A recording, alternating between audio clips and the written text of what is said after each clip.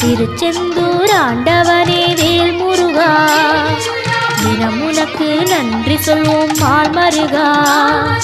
திருவடியில் தவம் இருப்போம் திருமுருகா, தீப்பெழுது நலமெனவே வடிவழகா.